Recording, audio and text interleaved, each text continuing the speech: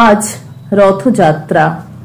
প্রভু জগন্নাথের একটি পবিত্র উৎসব রথযাত্রা। এই রথযাত্রা উপলক্ষে পুরীর জগন্নাথ মন্দিরে কত মানুষের সমাগম হয়েছে।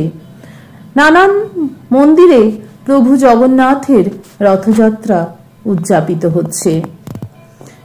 রথযাত্রার এই পবিত্র তিথিতে আজও আমরা শুনব প্রভু জগন্নাথের দুটি অলৌকিক লীলার কথা। অমৃত সুরলহরীতে সবাইকে স্বাগত জানাই। আশা করি আপনারা সকলে খুব ভালো আছেন, সুস্থ আছেন। চলুন আজও আমরা শুনে নিই প্রভু জগন্নাথের দুটি অলৌকিক লীলা। যে অলৌকিক লীলার কথা শুনলে আপনাদের লোম খাড়া হয়ে যাবে, চমকে যাবেন যে প্রভু জগন্নাথ কত কি ঘটিয়েছেন, তার কি লীলা, তিনি কোথা থেকে কোথায় যান। গতকাল একটি লীলা কথা করেছি, অলৌকিক ঘটনার কথা গতকাল করেছি। যারা শোনেননি তারা অবশ্যই শুনে নেবেন। চলুন শুনে নিই আজকে প্রভু জগন্নাথের আরো একটি অলৌকিক লীলা। অনেক পুরনো দিনের একটি কাহিনী। এক শেঠের কাছে এক ব্যক্তি কাজ করত। শেঠজি ওই ব্যক্তিকে খুব বিশ্বাস করত। শেঠের যা জরুরি কাজ থাকতো তো ওই ব্যক্তি সব করত। ওই ব্যক্তি পরম ভক্ত ছিল এবং তিনি সদা ভগবানের চিন্তা, ভজন, কীর্তন, স্মরণ, সৎসঙ্গ ইত্যাদি করতেন। একদিন সেই ব্যক্তি শেঠজির কাছে শ্রী জগন্নাথ ধাম যাত্রার জন্য ছুটি চাইলেন। শেঠজি ছুটি দিলেন আর বললেন, ভাই, আমি তো সংসারী মানুষ, সবসময় ব্যবসার কাজে ব্যস্ত থাকি, তার কারণে কখনো তীর্থযাত্রার সুযোগ আমার হয় না। তুমি তো যাচ্ছ, এই 100 টাকা আমার নামে প্রভু জগন্নাথের চরণে সেবায় সমর্পিত করে দিও। সেই ব্যক্তি টাকাটা নিয়ে জগন্নাথ দর্শনে যাত্রা শুরু করলো। অনেক দিন পায়ে হেঁটে যাত্রা করে সে জগন্নাথ পুরী পৌঁছালো। মন্দিরে যাওয়ার সময় সে রাস্তায় দেখলো অনেক সাধু, সন্ত, ভক্তজন, বৈষ্ণবজন হরিনাম সংকীর্তনে খুব আনন্দ করছিল। কীর্তনের আনন্দে তাদের চোখ থেকে অশ্রু ধারা ঝরে পড়ছিল। জোরে জোরে তারা হরিবোল হরিবোল বলছিল। সংকীর্তনে খুব আনন্দ হচ্ছিল।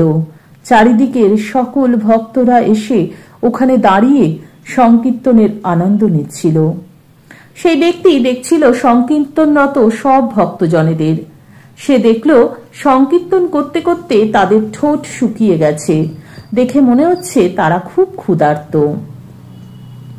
তখন সেই ব্যক্তি সেই ক্ষুধার্ত ভক্তদের দেখে চিন্তা করল, শেঠজি আমাকে যে 100 টাকা দিল তার থেকে ভক্তদের ভোজনের ব্যবস্থা করি। সেই ব্যক্তি ওই 100 টাকা থেকে ভোজনের ব্যবস্থা করল। সকলকে 98 টাকা দিয়ে ভোজন করালেন। সকলে খুব তৃপ্ত হলেন। তার কাছে শুধু 2 টাকা আছে। সে ভাবল, এই 2 টাকাই আমি জগন্নাথের চরণে শেঠজির নামে সমর্পণ করব। যখন আমি শেঠজির কাছে পৌঁছাবো তখন বলবো আমি জগন্নাথের চরণে টাকা সঁপেছি। শেঠজি তো জিজ্ঞেস করবেন না যে 100 টাকা আমি জগন্নাথের চরণে সমর্পণ করেছি কিনা। আর যদি শোনে তবে বলবো যে দিয়েছি, তাহলে মিথ্যেও বলা হবে না এবং কাজও হয়ে যাবে। মানে শেঠজিকে বলবেন যে আমি 100 টাকাই দিয়েছি, তাহলে মিথ্যেও বলা হবে না, আবার কাজও হবে। সেই ব্যক্তি আকুল মনে জগন্নাথ দেবের দর্শনের জন্য মন্দিরে প্রবেশ করল। শ্রী জগন্নাথ দেবের এমন অপরূপ রূপ নয়ন ভরে দর্শন করে নিজ হৃদয়ে তার রূপ মাধুরী বিরাজমান করল। শেষে সেই 2 টাকা তার চরণে দিয়ে বলল, এই 2 টাকা আমার শেঠজি দিয়েছে। ওই রাতেই শেঠজিকে জগন্নাথ দেব স্বপ্ন দেখালেন আর বললেন, তোমার 98 টাকা আমি পেয়েছি। এই বলে জগন্নাথ দেব অন্তর্ধান হয়ে গেলেন। শেঠজি জেগে গেলেন আর ভাবতে লাগলেন, আমার কাজের লোক খুব সৎ আর বিশ্বাসী, হঠাৎ কি এমন হলো, কি এমন তার দরকার পড়লো যে আমার দেওয়া টাকা থেকে 2 টাকা ভগবানকে কম দিল। সে 2 টাকা কিসে খরচ হলো, কি এমন প্রয়োজন পড়লো, এসব কথা শেঠজি তখন বিচার করতে লাগলো। কিছুদিন পর সেই ব্যক্তি শেঠজির কাছে ফিরে আসলো। শেঠজি তখন তাকে জিজ্ঞাসা করল, আমার টাকা জগন্নাথজিকে সমর্পণ করেছ তো? ভক্ত বলল, হ্যাঁ শেঠজি, করেছি। শেঠজি তখন বলল, তুমি কিন্তু 98 টাকা দিলে, আর 2 টাকা কি কাজে খরচ করলে? তখন ভক্ত ভাবছিল শেঠজি কিভাবে জানলো। ভক্ত তখন সব ঘটনা খুলে বলল শেঠজিকে। বলল সে 98 টাকা দিয়ে সাধু সন্তদের সেবা করিয়েছে, আর 2 টাকা জগন্নাথ দেবের চরণে অর্পণ করেছে। শেঠজি সকল কথা শুনে বড় খুশি হলেন এবং ওই ব্যক্তির চরণে এসে পড়লেন আর বললেন, তুমি ধন্য, তোমার জন্য আমি প্রভুকে ঘরে বসে দর্শন করতে পেরেছি। অর্থাৎ ওই 98 টাকা দিয়ে যে সাধু সন্তদের সেবা করলো, তার জন্য শেঠজি তো বললেন আমার সময় নেই, আমি যেতে পারবো না। তো তিনি ঘরে বসেই জগন্নাথ দেবের দর্শন পেলেন। জগন্নাথ দেব নিজে এসে বলে গেলেন যে তোর ভক্ত আমায় 98 টাকা দিয়েছে। তখন শেঠজি সেই ভক্তের পায়ে চরণে পড়লে। ভগবানের আসলে কোনো ধনের প্রয়োজন নেই। ওই 98 টাকা স্বীকার করলেন, কারণ ওটা যে ভক্তের সেবাতে লেগেছে। কারণ ভক্তের হৃদয়ই ভগবানের বাস।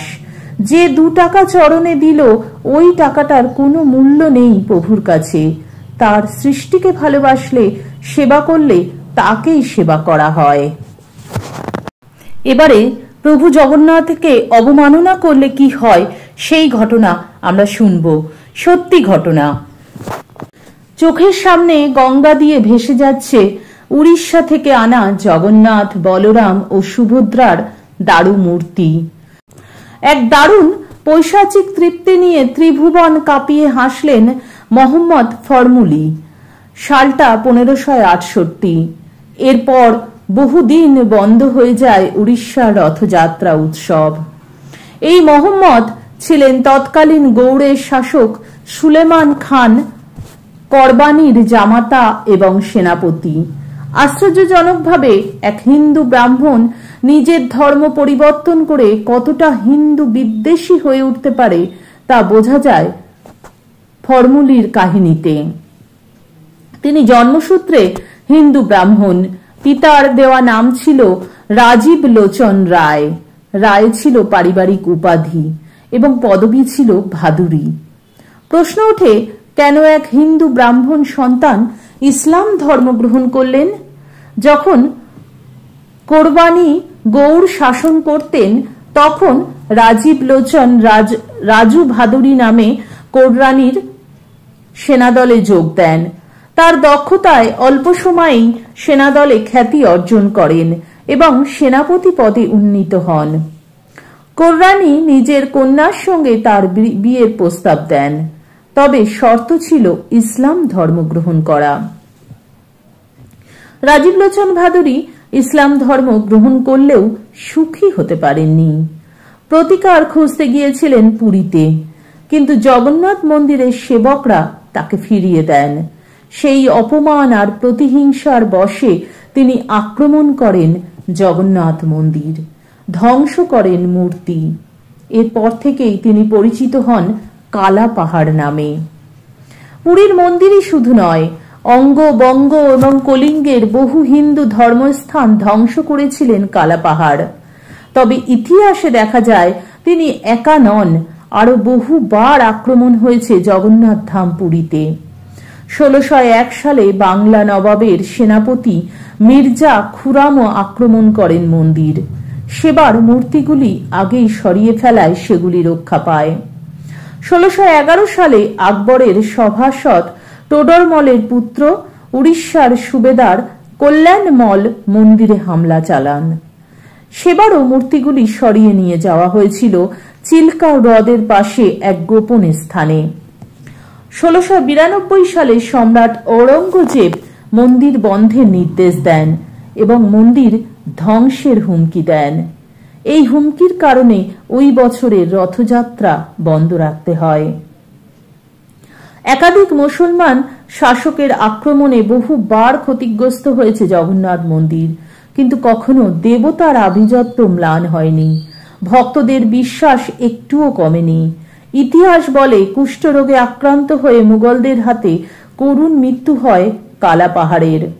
টোডরমলের পুত্র কল্যাণমলের শেষ জীবনও ছিল দুর্বিষহ। যারাই জগন্নাথ দেবকে অবমাননা করেছেন তাদের অধিকাংশই জীবদ্দশাতেই তার ফল ভোগ করেছেন।